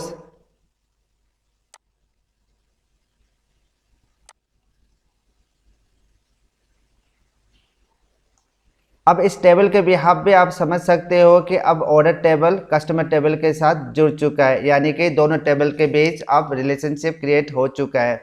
Okay, now let's insert the value in order table. तो इसे क्लोज कर देता हूं। ऑर्डर टेबल में वैल्यू इंसर्ट करने से पहले हम लोग सबसे पहले दोनों टेबल को एग्जीक्यूट करके देखेंगे। Select both and execute. Okay, आप यहाँ पर देख सकते हो कस्टमर टेबल में सारा डाटा फिल हो चुका है, बस अभी हमें इंसर्ट करना है ऑर्डर टेबल में। Okay, so now let's insert the value in order table. Insert into order TBL values, bracket open and close, और यहाँ पर हमें सबसे पहले ऑर्डर नंबर देना है 101। यहाँ पे डेट इंसर्ट करना है 01/2024। ओके, अब हमें यहाँ पर कस्टमर आईडी की वैल्यू इंसर्ट करनी है। कहाँ से? कस्टमर टेबल के कस्टमर आईडी से। तो लेट्स सपोज ये जो 1 है वो इंसर्ट कर देता हूँ यहाँ पर। Now select all and execute. 1 row affected. Okay, इसे एग्जीक्यूट कर देता हूं चेक करने के लिए। अब यहाँ पर देख सकते हो ऑर्डर टेबल में वैल्यू इंसर्ट हो चुका है 101। ओके, इसका मतलब अब यहाँ पर हम ऑर्डर टेबल के बिहाफ से भी ये फाइंड आउट कर सकते हैं कि 101 जो ऑर्डर नंबर है वो किस कस्टमर का है। तो यहाँ पर देखिए 1 है, इसका मतलब ये जो ऑर्डर नंबर है वो किसका है? दावा शेरपा का है और दिल्ली में रहता है। ओके, एक और रो इंसर्ट कर लेता हूँ यहाँ पर। ओके, यहाँ पर दे देता हूँ ऑर्डर नंबर 2 और डेट चेंज कर लेता हूँ मैं यहाँ पर।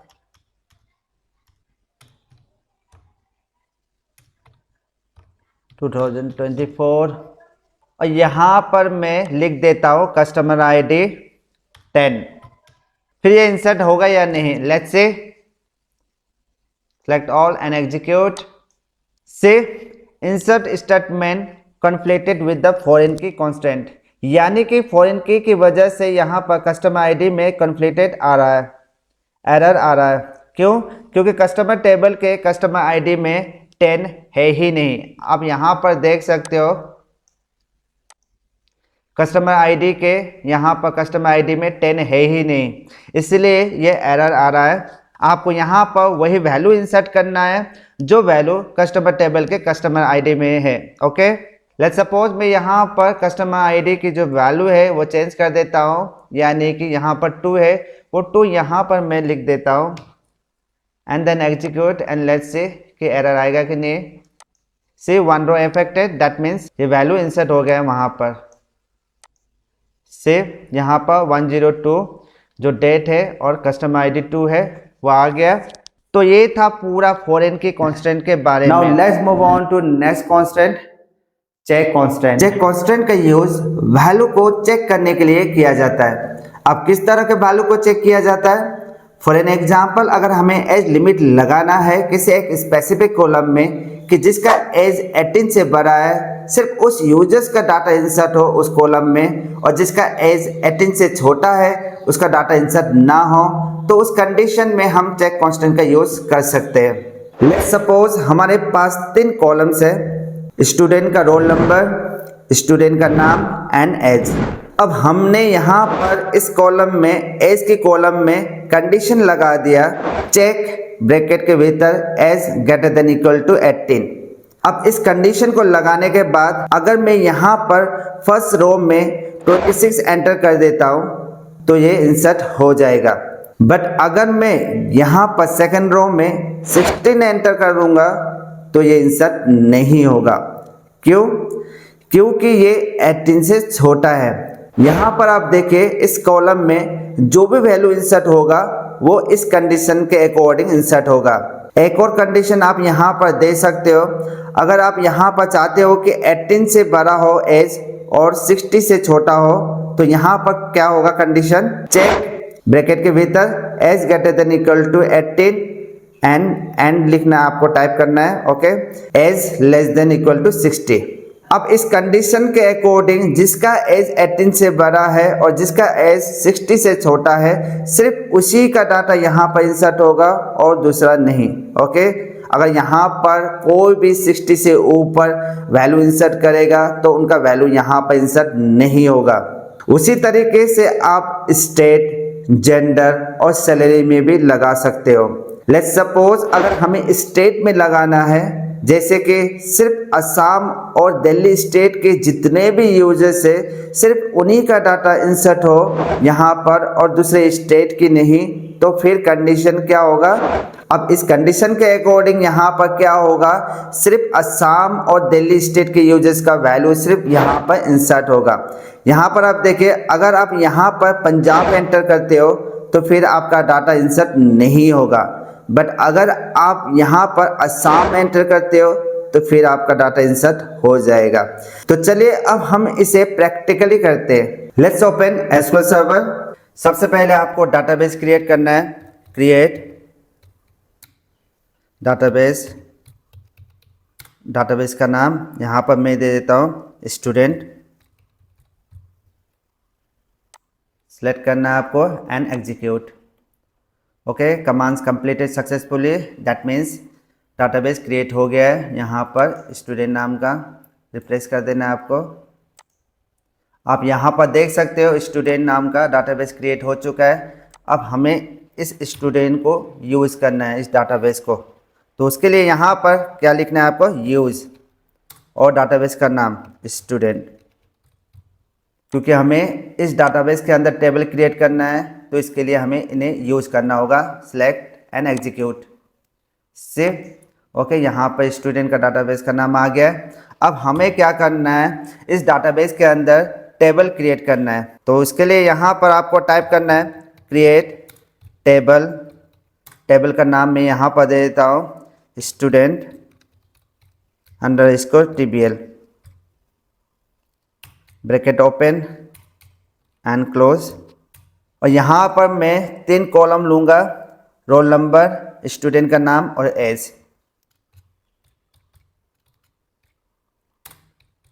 इंट कमा स्टूडेंट का एस नेम वैरकर 50 यहाँ पर दे देता हूँ। यहाँ पर मैं कोई दूसरा कांस्टेंट यूज नहीं कर रहा हूँ, यहाँ पर मैं सिर्फ सिंपल यूज कर रहा हूँ ओनली चेक कांस्टेंट्स के लिए। कमा एंड एज इंट। यहाँ पर एज में हमें कंडीशन लगाना है चेक कांस्टेंट का, तो उसके लिए आपको यहाँ पर क्या करना है, check bracket open and close के भीतर आपको कंडीशन क्या देना है, यहाँ पर age is greater than equal to 18। Okay, and now select and execute. Commands completed successfully, that means student underscore TBL नाम का टेबल क्रिएट हो गया है। Okay okay, let's check a table. Select star from student TBL।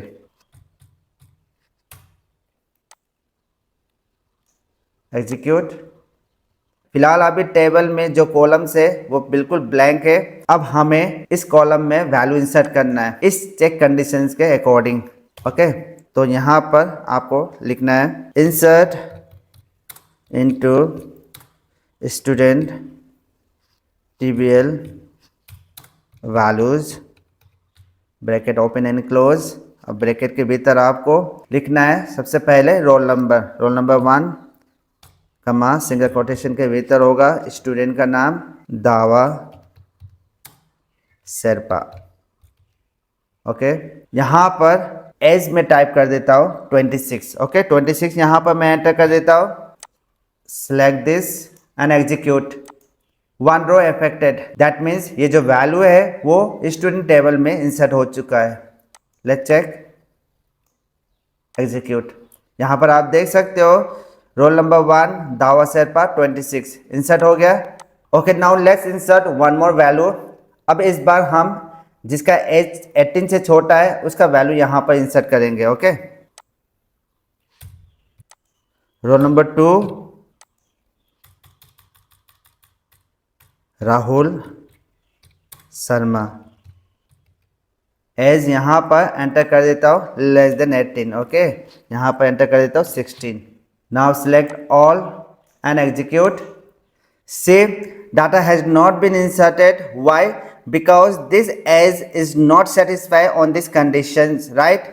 इसीलिए insert नहीं हुआ है। आप यहाँ पर देख सकते हो क्या एरर आया हुआ है, the insert statement conflicted with the check constant student table age, right? यानी कि जो स्टूडेंट टेबल का जो एज है उस कॉलम में कॉन्फ्लिक्टेड आया हुआ है, मतलब उस कंडीशन के अकॉर्डिंग वैल्यू इंसर्ट नहीं हुआ है, उसीलिए यहाँ पर एरर आया हुआ है। ओके, तो आपको यहाँ पर क्या करना है, ये जो कंडीशन है यहाँ पर दिया गया है एज के कॉलम में age greater than equal to 18, उसी के अकॉर्डिंग आपको यहाँ पर वैल्यू इंसर्ट करना है। लेट्स सपोज मैं यहाँ पर एंटर कर देता हूँ 16 के बदले 30,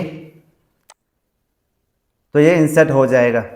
से 1 row affected, let's check a table.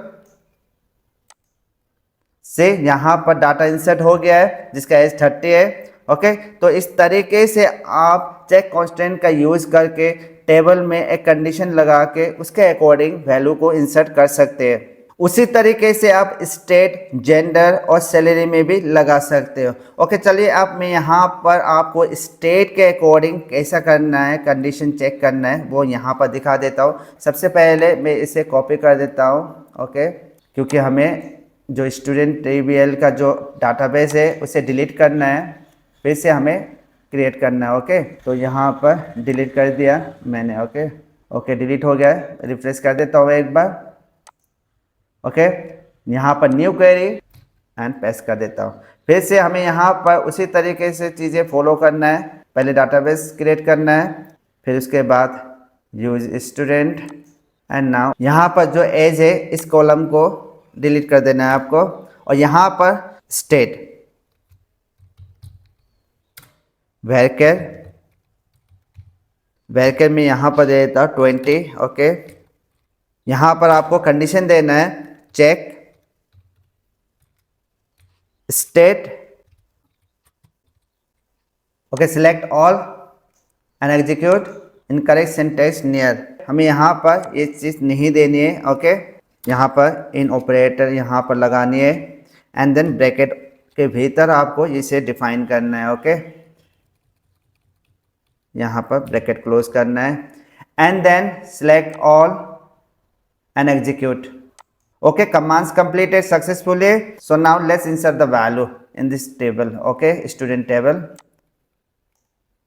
पहले चेक कर लेता हूँ, ओके। एंड देन यहाँ पर इसे ऐसे रहने देना है आपको, बस यहाँ पर एज को चेंज कर देना है। मैं यहाँ पर अगर पंजाब स्टेट एंटर कर देता हूँ, select all and execute. Save insert statement conflicted with the check constant C के स्टूडेंट और स्टेट, यानी कि स्टेट जो कॉलम से है वहाँ पर एरर आया हुआ है। क्यों आया हुआ है? क्योंकि यहाँ पर ये जो वैल्यू है वो इस कंडीशन के अकॉर्डिंग इंसर्ट नहीं हुआ है। तो यहाँ पर हमें क्या करना है, असम अगर मैं एंटर कर देता हूँ तो ये इंसर्ट हो जाएगा, क्योंकि यहाँ पर सिर्फ 2 ही स्टेट को ये एंटर करने के लिए अलाउ करेगा, ओके। यहाँ पर जैसे कि मैं यहाँ पर एंटर कर देता हूँ 6 1 रो अफेक्टेड, दैट मीन्स ये जो वैल्यू है वो स्टूडेंट टेबल में इंसर्ट हो गया से दावा सेट पर असम। अगर मैं यहाँ पर मुंबई कर दूंगा तो ये इंसर्ट नहीं होगा। एग्जीक्यूट, एरर आया हुआ है, दैट मीन्स ये मुंबई यहाँ पर इंसर्ट नहीं होगा। यहाँ पर मैं यहाँ पर एंटर कर देता हूँ Delhi, select all and execute. सिर्फ 1 रो अफेक्टेड, इसलिए यहाँ पर जो भी वैल्यू इंसर्ट होगा वो लिमिट वैल्यू इंसर्ट होगा, वो भी चेक कंडीशन के अकॉर्डिंग। वहाँ पर जो कंडीशन दिया गया है उसी कंडीशन के अकॉर्डिंग वैल्यू इंसर्ट होगा। Now let's move on to the next constant, default constant. Default constant, default constant का मतलब होता है डिफॉल्ट वैल्यू प्रोवाइड करना। अगर यूजर्स कॉलम में कोई वैल्यू इंसर्ट नहीं करता है, उस कॉलम को खाली छोड़ देता है, तो फिर उस कॉलम में automatically by default value insert हो जाता है। In simple words, default constant is used to specify default value. Let's suppose we have 4 columns, employee ID, employee name, department and salary. मैंने यहाँ पर सैलरी कॉलम को as a default constant set कर दिया और वैल्यू दे दिया यहाँ पे मैंने 10,000। अगर आप सैलरी कॉलम में वैल्यू इंसर्ट नहीं करते हो तो फिर इस कॉलम में डिफॉल्ट वैल्यू 15,000 इंसर्ट हो जाएगा। If you do not specify any value in this column, then by default value will be inserted automatically in this column. So this is the work of default constant. Okay, default constant means what? To provide default value. So now let me show you how to execute default constant query in SQL database. So let's go to the computer screen. Create database, employee, select all and execute. Commands completed successfully. Refresh. See, employee database created. Now use database name employee, select and execute. अब हम यहाँ पर table create करेंगे। Create table and table name. I will give table name employee TBL, okay. Bracket open and close and type here employee ID int employee name varchar 50 department varchar 50 comma and salary. Data type I will give money. यहाँ पर मैं salary column को as a default constant set कर दूंगा, default 15,000. Now select all and execute. See, commands completed successfully. That means this table has been created. Select star from employee DBL. Execute. See, table created. Now let's insert the value. Insert into table name. यहाँ पर मैं सिर्फ 3 columns में value insert करूंगा, employee ID, employee name and department. Salary column को खाली छोड़ देता हूं यहाँ पर अभी। Okay, employee ID, comma, employee name, department, values. Okay, employee ID 1, comma, single quotation mark, Dawa तमाम, department, manager. okay, I will not put here salary value. Okay, now select all and execute. One row affected, that means this value has been inserted into this table. Okay, so now let's check. Look at here, employee ID 1, employee name Dawa Tamang, department manager and salary column. यहाँ पर देखिए salary column में मैंने कोई value insert नहीं किया था, तो यहाँ पर बाय डिफॉल्ट 15,000 इंसर्ट हो गया। तो यहाँ पर कैसे 15,000 इंसर्ट हो गया जबकि मैंने यहाँ पर सैलरी कॉलम का कोई वैल्यू नहीं दिया था? कैसे यहाँ पर इंसर्ट हो गया? क्योंकि यहाँ पर देखना सैलरी कॉलम में मैंने डिफ़ॉल्ट वैल्यू सेट कर दिया है 15,000, राइट। यहाँ पर अगर कोई भी सैलरी कॉलम में वैल्यू इंसर्ट नहीं करता है तो ये बाय डिफ़ॉल्ट 15,000 इंसर्ट हो जाएगा सैलरी कॉलम में। यही काम होता है डिफ़ॉल्ट कांस्टेंट का। Default constant is used to provide default value. तो ये था हमारा जितने भी सारे कांस्टेंट है वो सभी आपको समझ में आ गया होगा कि कांस्टेंट क्या है और कांस्टेंट कितने प्रकार के होते हैं और कब कहाँ पर कौन सा कांस्टेंट का इस्तेमाल करना है। ओके, आई होप आपको वीडियो पसंद आया होगा और पसंद आए तो लाइक कर देना, शेयर कर देना। मिलते हैं नेक्स्ट वीडियो में। Thank you so much for watching. जय हिंद।